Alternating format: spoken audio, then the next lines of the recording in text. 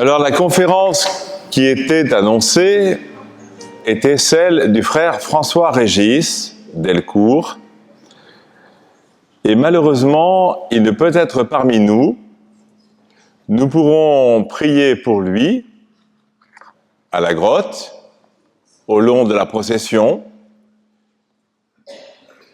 mais il ne peut être là aujourd'hui. Il est en rééducation justement suite à ses épreuves cardiaques, et donc il est à Senon et pas à Lourdes.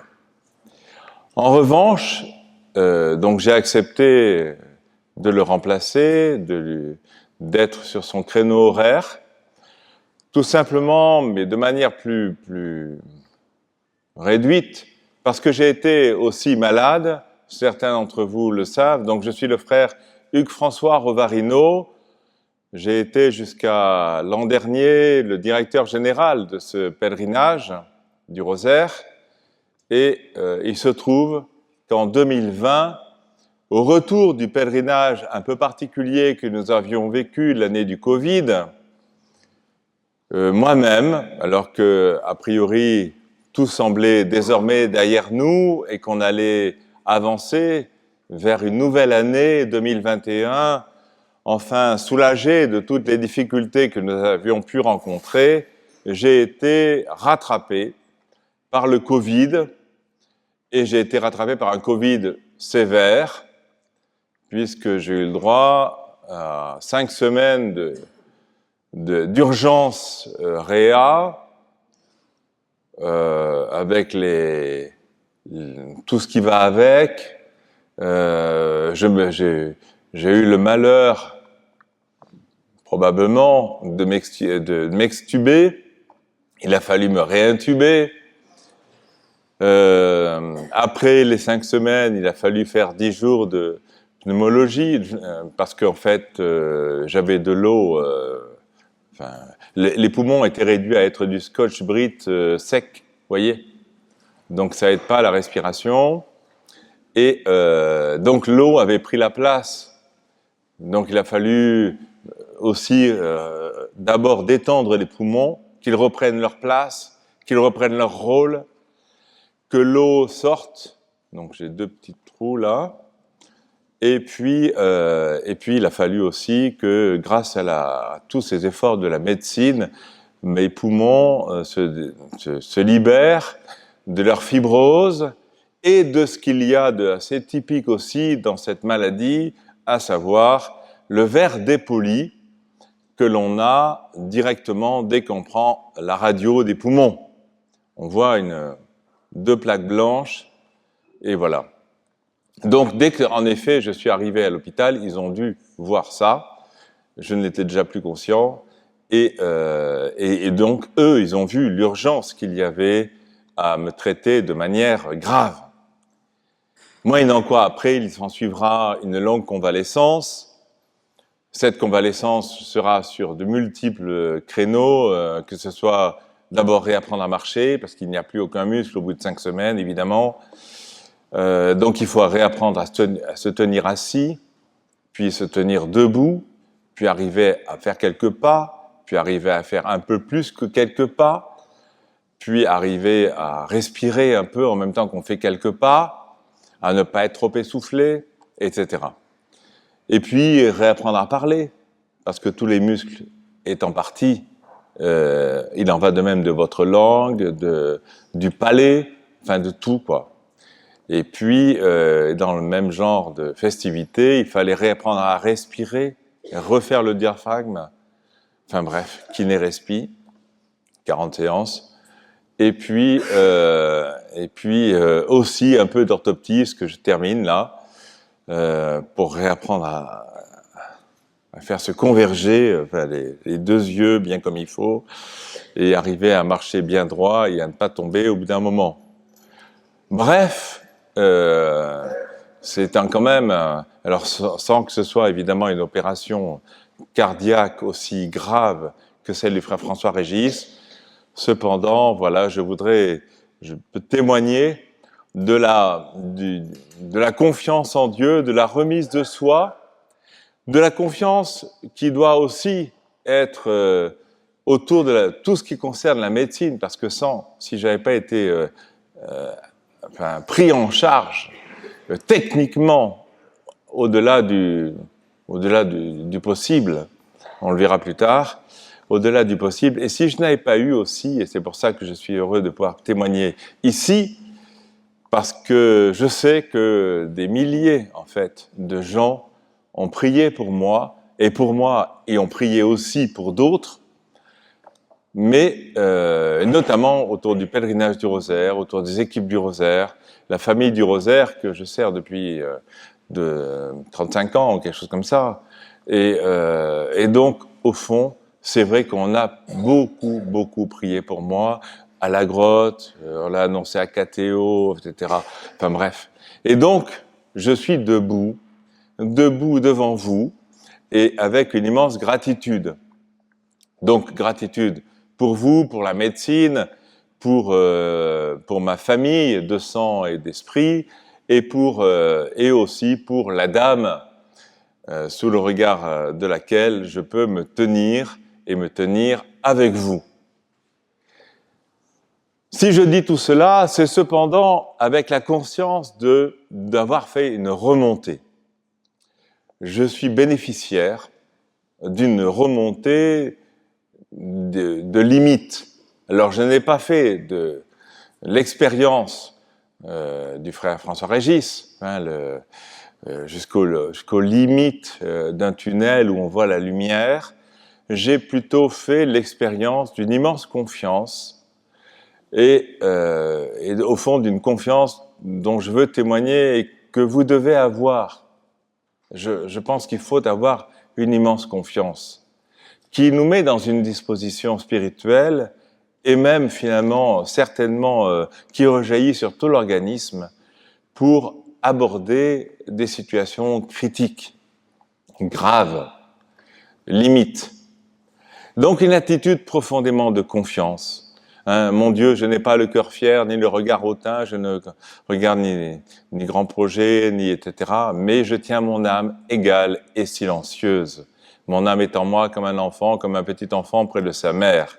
C'est le psaume 130.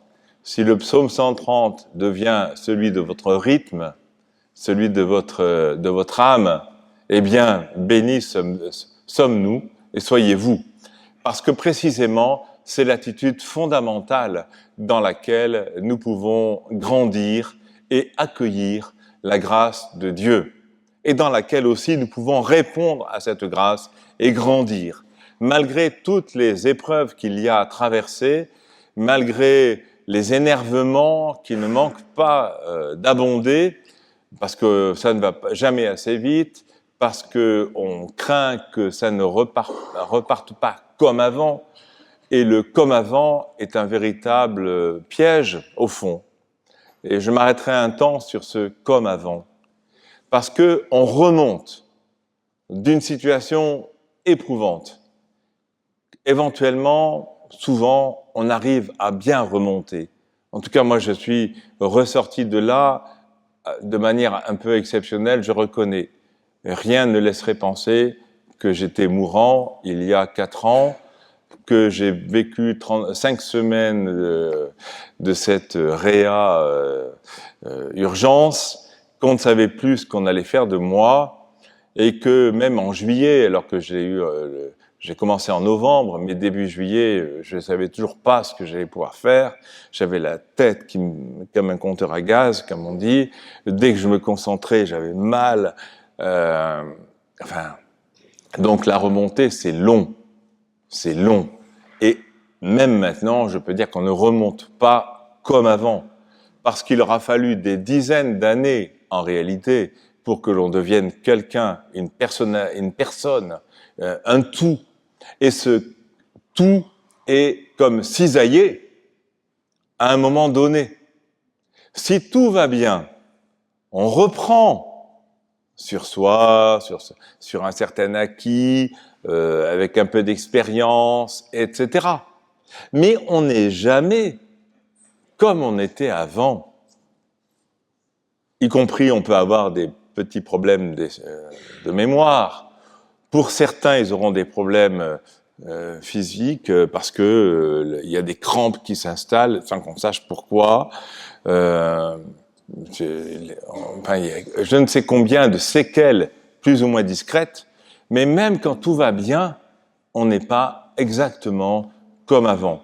Ça pose un problème pour l'individu lui-même, parce qu'on se dit, mais enfin, mes ressources, c'est pas ça. Ben non, c'est pas ça. Il y a une fatigabilité, il y a enfin de multiples réalités qui sont là, qui s'installent. Et puis, les gens de l'extérieur, vous par exemple, ou combien d'autres, se disent, mais oui, mais c'est comme avant. Et c'est à la fois vrai et pas tout à fait vrai. Et dans ce décalage, au fond, il y a quelque chose qui gêne. On va faire référence à un événement qui a été complètement, qui est sorti de l'esprit. Et avant que ça revienne, il y a des petits pans, par exemple, qui ont disparu. Il faut réactiver. Pour ça, souvent les gens, après un grand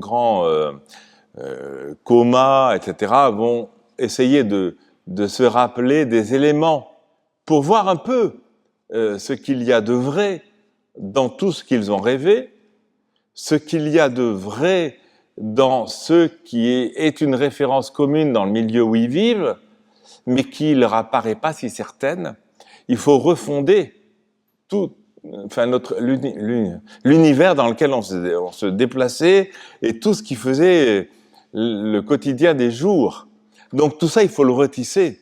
Et ça prend de l'énergie, hein, croyez-moi. Mais ça prend de l'énergie. On est bénéficiaire à l'arrivée, mais ça prend de l'énergie et du temps. Voilà. Et ce comme avant demande à être pris au sérieux. Voilà. Et je pense que si vous avez dans votre entourage des personnes qui auront, comme ça a été mon cas, traversé des graves périodes vraiment d'anesthésie longue et forte, eh bien, il y a ce petit décalage probablement que peut-être elles essayent de masquer, peut-être elles n'arrivent pas à masquer, mais en tout cas qui est quelque chose qui traîne dans la tête ou voilà. Bref, tout cela pour vous dire que j'ai donc bénéficié en effet de votre prière, des acquis de la médecine, de l'attention et sans doute d'un heureux caractère, mais cette remontée, elle aura aussi été la suite de toute cette petite chronologie que je voudrais quand même mentionner, mon petit parcours, même en 10 minutes, mais pour évaluer, pour que vous vous rendiez compte aussi de l'ampleur du phénomène. Donc j'en ai indiqué quelques éléments, mais donc en début novembre 2020, je suis pas bien dans mon couvent de Bordeaux et je me sens grippé. Grippé en novembre, franchement, une ville qui peut être humide parfois, il n'y a pas de quoi non plus se casser la tête. Donc je me casse pas la tête. Et puis, je m'aperçois que ça dure un peu et j'entends, je reste dans ma chambre gentiment en attendant que ça passe, et j'entends que d'autres frères ont des espèces de symptômes qui dépassent la grippe. Et tout le monde commence à s'interroger. Moi, j'appelle mon médecin pour savoir où en est la situation. Il me dit, est-ce qu'il y a le goût, l'odorat, tout ça, qui étaient des repères assez communs. Oui, je l'ai. Et je me sens pas non plus amoindri. Bon. Quelques jours plus tard, arrive quand même un cabinet d'infirmières là, pour que des tests soient faits sur tout le couvent. Et donc, tous les frères, on passe tous. Et le lendemain matin, je vois mon nom avec positif. Ah. Positif, on appelle les pompiers, parce que là, ils se disent, mais ça fait en fait un petit moment qu'il est un peu malade, et il pensait qu'il avait une petite crève, et en fait, peut-être que c'est autre chose. Et les pompiers arrivent, ça met pas un quart d'heure. Et puis on m'emmène à Pellegrin. le grand hôpital de Bordeaux. On m'emmène à Pellegrin alors que j'étais parti pour Saint-André, et puis qui se demandait si j'irais pas à la clinique Saint-Augustin. En fait, en chemin, partout où on arrivait, on nous disait c'est plein.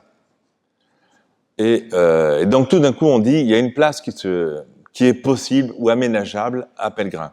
Hop, je suis parti pour Pellegrin, et donc je ne verrai de Pellegrin que pas grand-chose, je pense, parce que je n'ai aucun souvenir d'avoir passé la porte, et je pense que déjà, dans le véhicule des pompiers, j'avais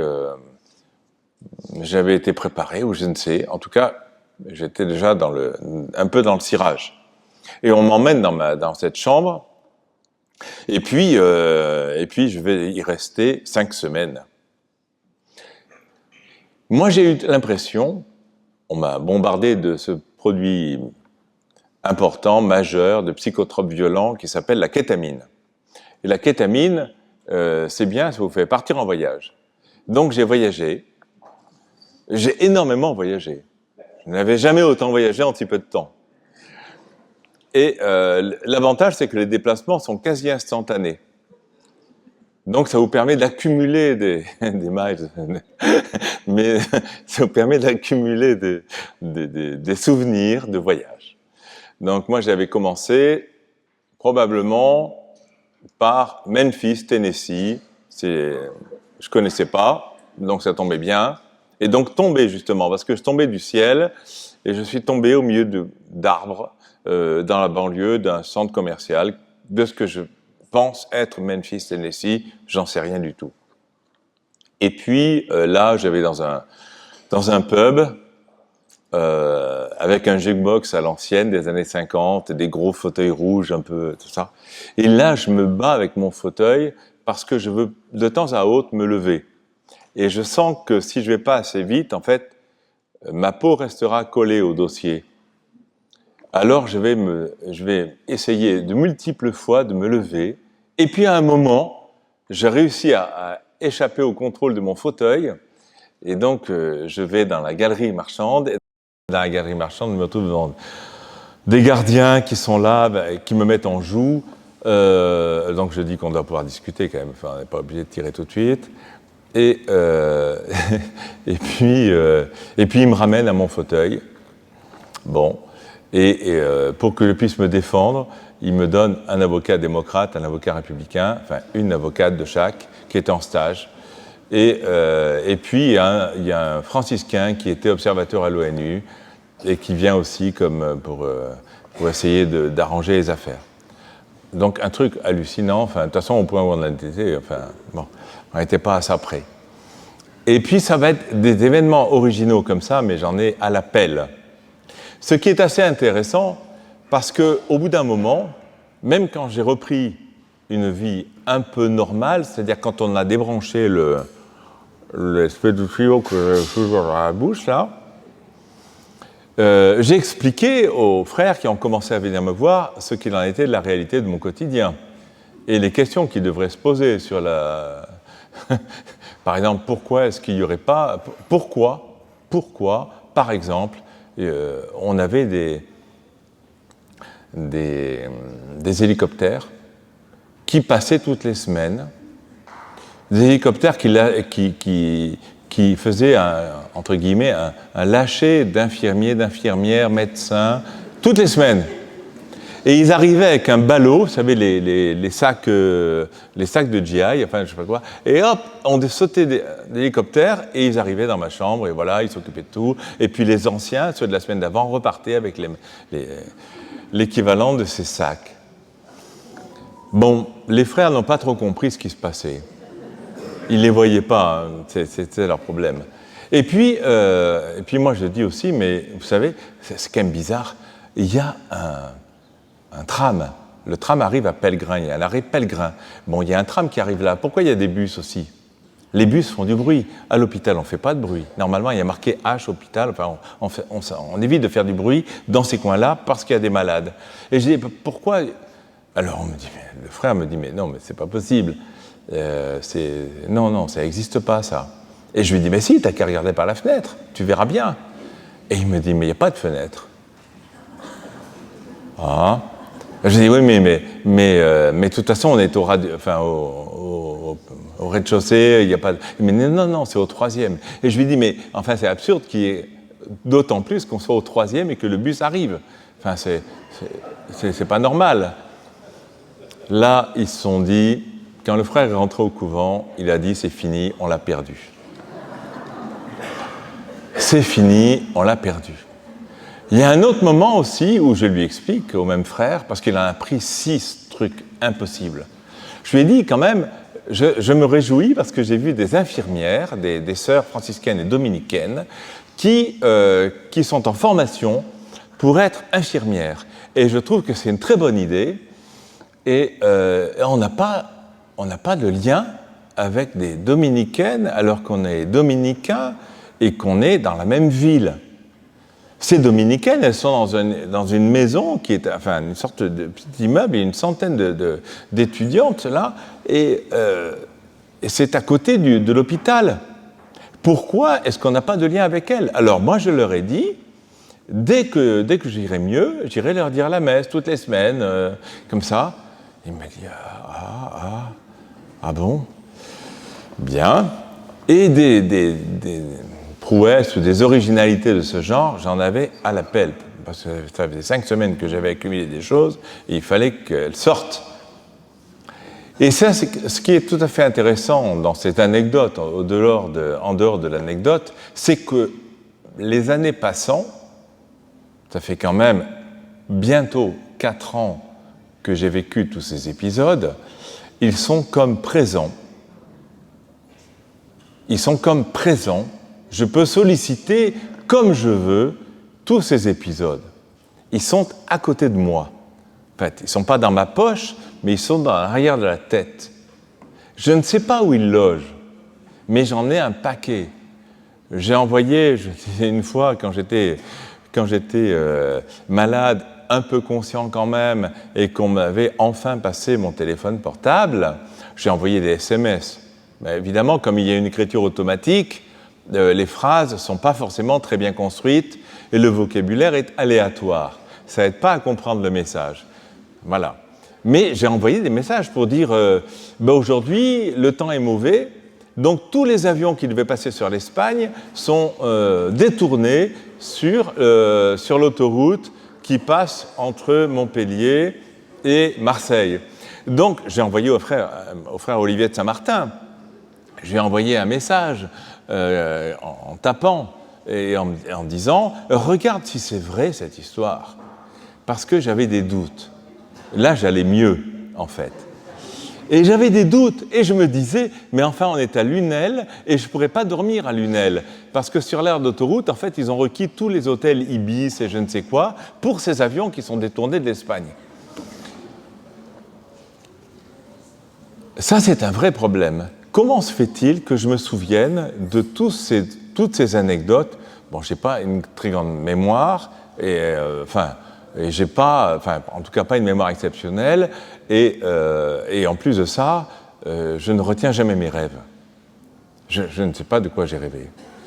Mais en revanche, ça, je m'en souviens très bien. Et donc, ça fait partie de moi. Ce n'est pas partageable, c'est complètement incohérent, il n'y a pas de morale à l'histoire, mais je vis désormais avec ça. En même temps, j'ai été en parallèle avec cette réalité-là. Il y a une autre réalité qui tient de l'ordre de l'intime conviction et qui, elle, fait qu'on arrive à dialoguer sur des questions majeures et graves, et dont on peut avoir aussi le souvenir et la joie. Et je dirais, d'un côté, on a un rêve formel, je ne sais pas, construit, mais formel, j'en vois les couleurs, les gens, etc., les véhicules, tout ça.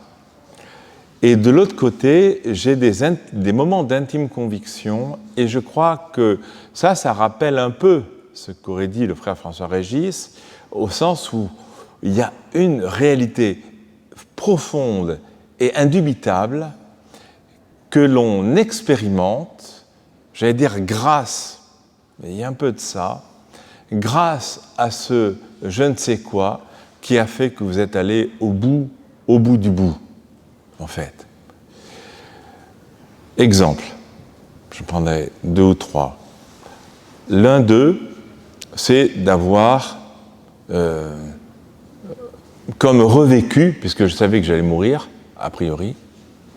Il y a un moment où les médecins viennent, je m'extube autour du 19 novembre 2020. Je m'extube, on alerte plein de monde, on dit il faut prier pour lui, voilà.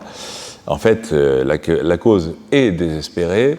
On m'apporte l'extrême onction en vitesse, on téléphone au prieur et on lui dit si vous voulez faire quelque chose, c'est tout de suite.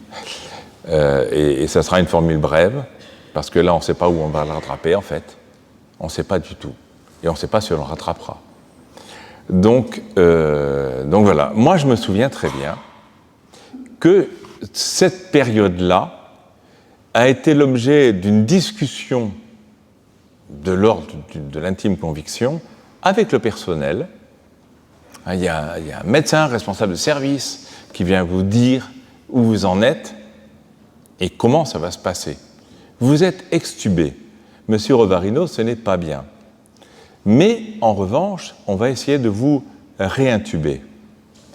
L'opération, si on peut l'éviter, on l'évitera. Puis, un temps après, un jour, une heure, je n'en sais rien, mais un temps après, on vient vous voir de nouveau et on dit, vous savez, les conséquences font que si on peut éviter ça, on l'évitera. Il y a quand même un risque.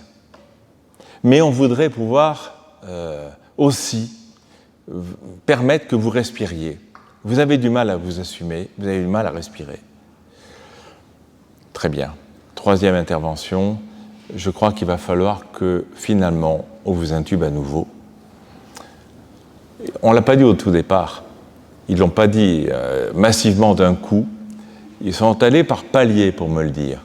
Je suis persuadé qu'ils savaient très bien qu'à l'arrivée, ça serait ça. Mais il y a une méthode de communication. Alors moi, probablement, je n'étais pas capable, évidemment, d'être conscient, d'être parfaitement conscient. Mais j'ai dû entendre, en effet, les précisions, les informations, ou le ton avec lequel on m'a parlé. Je ne sais pas. Mais en tout cas, j'ai entendu quelque chose. Et puis, je pense avoir donné mon acquiescement, mon consentement, justement, puisque c'est eux qui savent, et c'est eux qui peuvent, en tout cas, parce que tout seul, j'étais mal parti. Donc, je dis, OK, et dans mon fort intérieur, je me dis, quand même, ça serait quand même trop bête de mourir comme ça, aux urgences, malgré les compétences de l'hôpital, malgré, etc., c'est pas bien. En plus, on était dans une période Covid. Moi, je me disais, ma maman ne pourra pas venir aux obsèques. C'est quand même pas cool, enfin, comme on dirait. Et donc, si ça ne tient qu'à moi, donc c'est ce que je dis à Dieu, je dis, si ça ne tient qu'à moi, non, ça sera non. Voilà. C'est non, je ne veux pas causer ce problème à ma mère. Elle ne peut pas venir. D'abord, physiquement, elle était très âgée. Ensuite, c'est Covid, donc tout est clos. Donc, toi, tu vas comprendre ce que je te dis. Voilà. Et comme dans le livre de la Genèse, Abraham négocie. Donc, puisque Abraham négocie, pourquoi je ne négocierai pas, Donc, je négocie.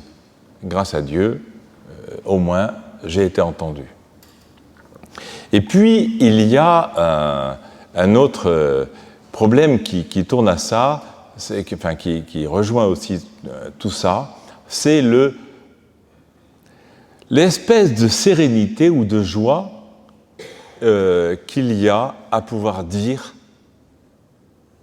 au cas où ça aurait mal tourné,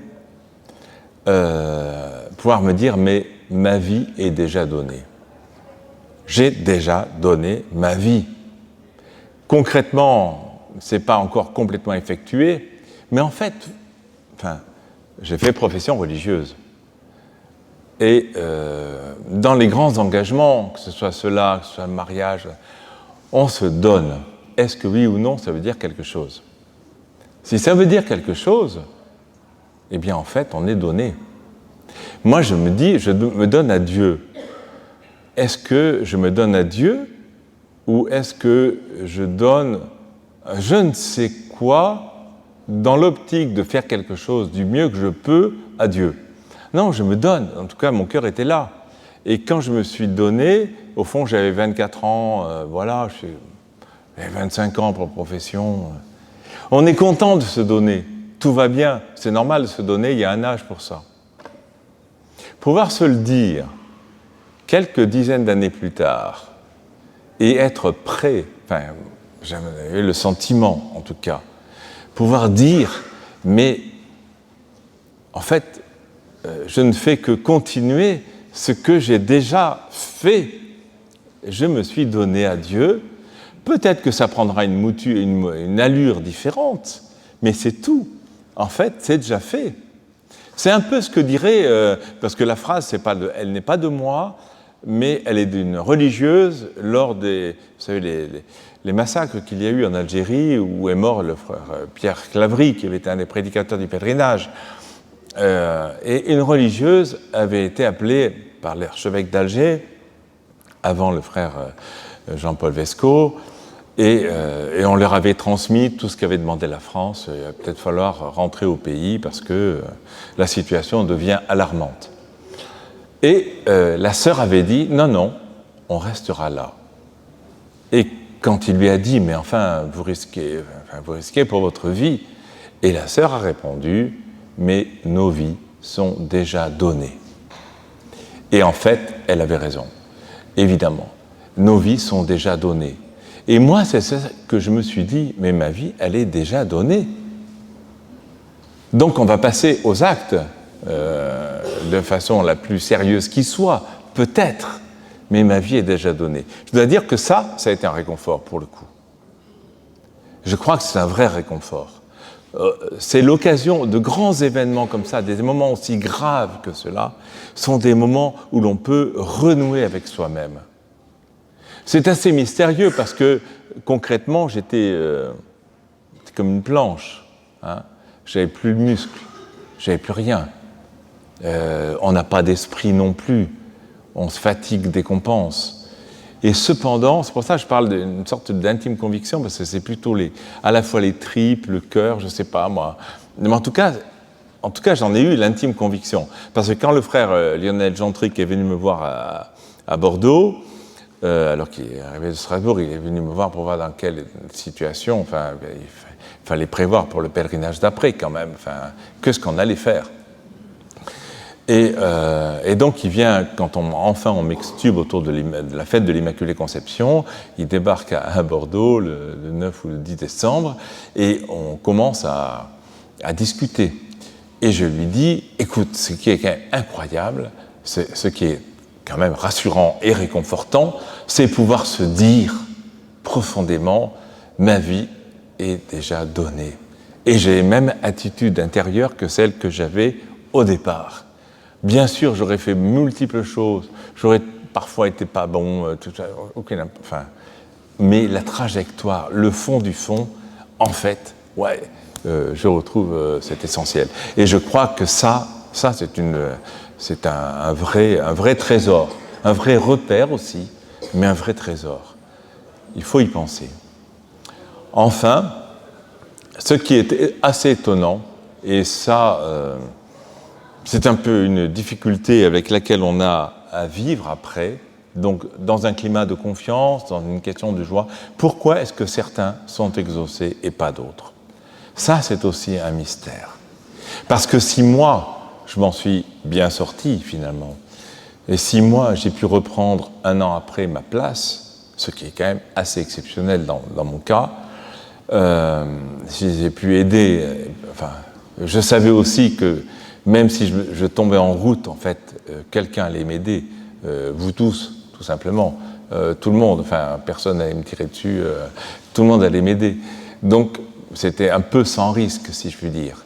Mais quand même, ça demande de se mobiliser, de pouvoir se mobiliser. Il y a plein de choses à penser, il y a plein de choses il y a des contacts à avoir, il y a des choses pratiques à suivre, etc. Un pèlerinage, c'est quand même une grosse machine. Et ça, pourquoi est-ce que certains s'en sortent si bien et pourquoi est-ce que d'autres n'y arrivent pas? Et ça reste mystérieux. Ça reste très mystérieux et ça vous laisse sans réponse. Et moi, je me souviens que l'un des problèmes, quand j'ai vu les autres malades qui, eux, peinaient à reprendre souffle, je me suis dit, mais au fond, il y a un peu le syndrome du survivant. Hein? Vous êtes peanuts, 1 sur combien qui sont tombés et combien qui restent affaiblis, combien qui restent blessés. Et la situation est un peu compliquée quand même. Il ne s'agit pas de vouloir longer les murs, se faire discret ou je ne sais. Mais enfin, c'est quand même... quand j'étais petit, je disais tout le temps, ma mère me disait, puisqu'on parlait des mamans à la prédication, la mienne aussi, elle a son avis sur la question, mais elle m'a souvent entendu dire, ça c'est pas juste. Hein, c'est pas juste. Eh bien, c'est pas juste, en effet. C'est pas juste. Pourquoi certains s'en tirent mieux que d'autres, apparemment, et comme si notre vie était le résumé de ce qu'on a sur Terre. Et je crois que c'est faux, précisément. Et c'est l'un des autres grands problèmes qui sont posés et que l'on peut se poser suite à un grave problème de santé, c'est pourquoi est-ce qu'on se pose, on se met tant d'énergie plutôt à revenir sur Terre quand on est presque au ciel et qu'on est censé, on l'a prêché, je l'ai prêché combien de fois, dire « Ah, vous verrez, le ciel, c'est merveilleux, tout ça, c'est très bien, il faut aspirer à aller au ciel. » Mais dès qu'on n'est pas loin du ciel, je vous jure qu'on met une énergie farouche à revenir sur Terre. Alors, qu'est-ce qu'il en est ? Mais c'est vrai que la question se pose. Moi, on est allé vers les frontières, là. Je sais pas, je me sentais... j'allais tomber en Dieu, d'une certaine manière, comme on tombe en amour. C'est un peu les phrases à la canadienne. Mais au fond, c'est un peu ça. Alors, finalement, l'organisme, hein, tout ce qu'il y a de chair en nous, aspire à une chose, c'est à reprendre sa place et à revenir sur Terre. Alors, en effet, et ça demande beaucoup de rééducation, beaucoup de patience, beaucoup de nouveau de la confiance, mais ce désir d'être sur Terre alors qu'on touche le ciel, c'est quand même étonnant. Et ça aussi, c'est sans réponse.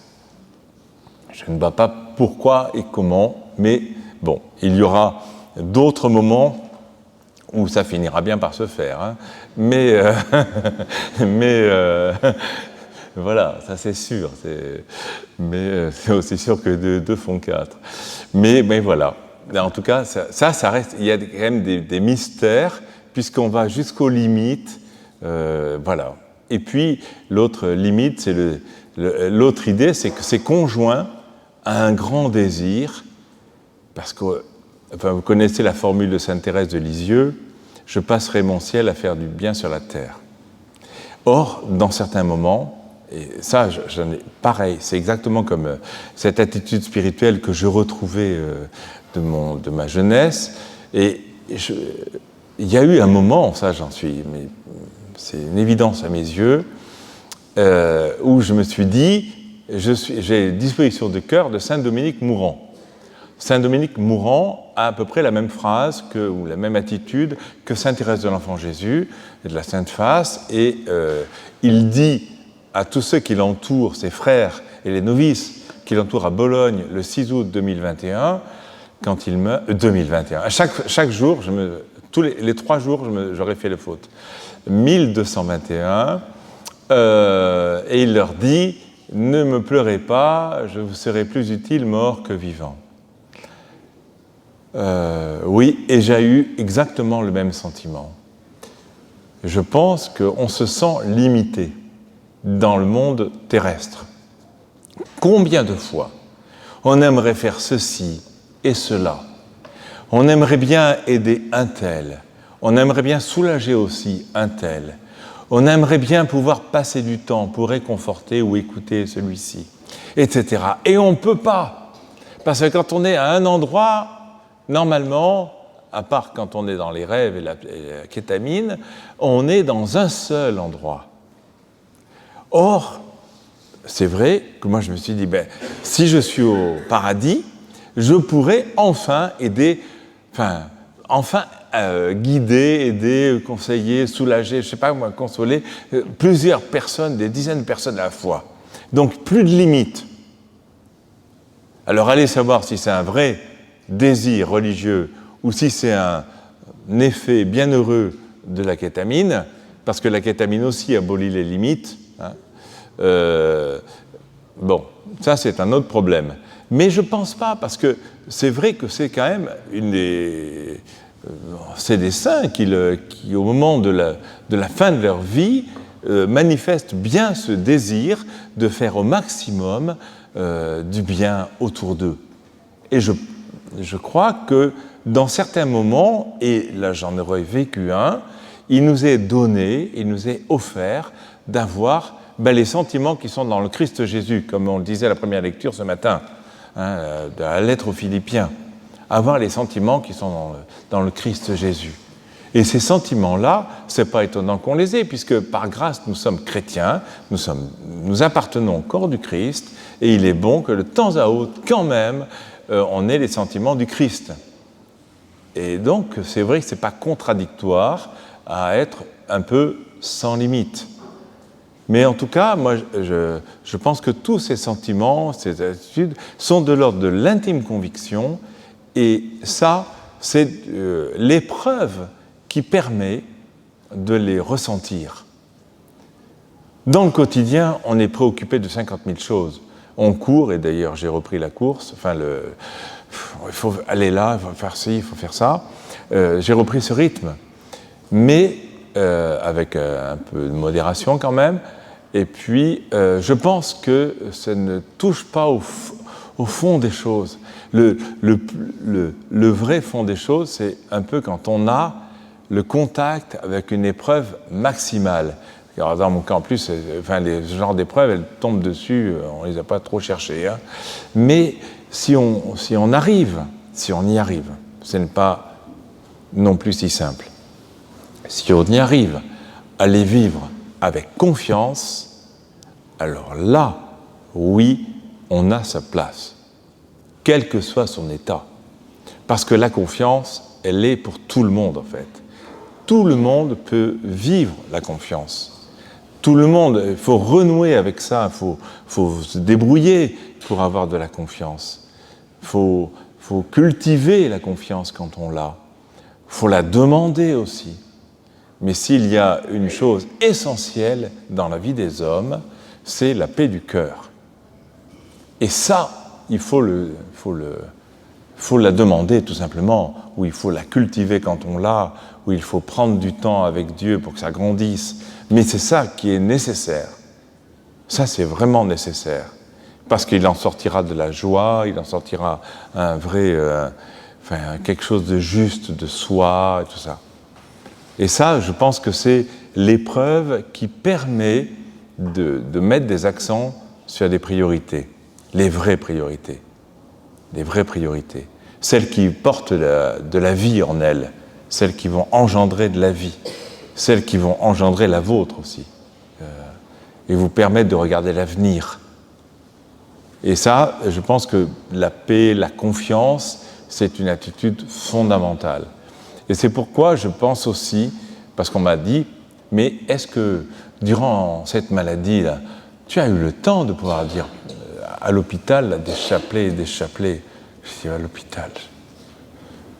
Je sais combien de temps j'y ai passé, parce que c'est écrit sur le dossier. Je sais des événements qui se sont passés. Et je sais qu'il y a eu des gestes très délicats. Je pense au médecin qui m'a retiré les moustaches pour respirer, à la fin du parcours en pneumologie, et qui me dit, parce qu'on était le jour de Noël, et qui me dit je suis content de vous sevrer le jour de Noël. Je pense à l'Immaculée Conception. La veille de l'Immaculée Conception, on m'a retiré la réintubation. J'ai commencé à être malade pour la Toussaint. Ça, c'est pas Mais pourquoi? C'est liturgique aussi, voilà. Mais c'est vrai qu'il y a eu des moments, dans tout ce parcours, il y avait un certain rythme liturgique. C'est assez étonnant. Mais bon, mais je pense que quand même, il y a eu, donc je disais, oui, beaucoup de délicatesse, de gentillesse, de confiance. Je pense qu'il faut cultiver cela. Ça, c'est la grande leçon, c'est cette confiance. Et puis, il y a aussi, ça vous aide à regarder plus que les gens qui vous entourent. Parce que, bon, c'est valable pour moi, hein, mais je me dis, on s'énerve, on s'excite, on est prêt à faire des remarques, on est prêt à dénigrer, on est prêt... Des fois, je me dis, mais si vous saviez, enfin, c'est ridicule, en fait. C'est ridicule. On s'énerve pour rien, on s'excite pour rien. Il y a des choses graves dans la vie, et c'est pas celle-là. Voilà. Et je me dis, là, il faudrait quand même savoir sur quelle priorité, sur quel roc on bâtit notre vie. Et je pense que l'épreuve et la traversée de l'épreuve vous aident à savoir sur quoi, qu'est-ce qui est essentiel, et ce que vous pouvez laisser sur le côté, ou ce à quoi vous n'avez pas de raison de faire attention, en fait. Bien sûr, on veut se légitimer, bien sûr, en fait, on s'en fout. Enfin, demain, ça ne vaudra rien. C'est pas grave, en fait. Bien sûr, on aimerait bien avoir raison dans les 5 minutes qui suivent, mais quel intérêt? Enfin, quel intérêt? Donc je pense qu'il y a le fruit, c'est quand même la hiérarchisation, la remise en lumière ou en perspective des choses, avec une immense confiance. Voilà.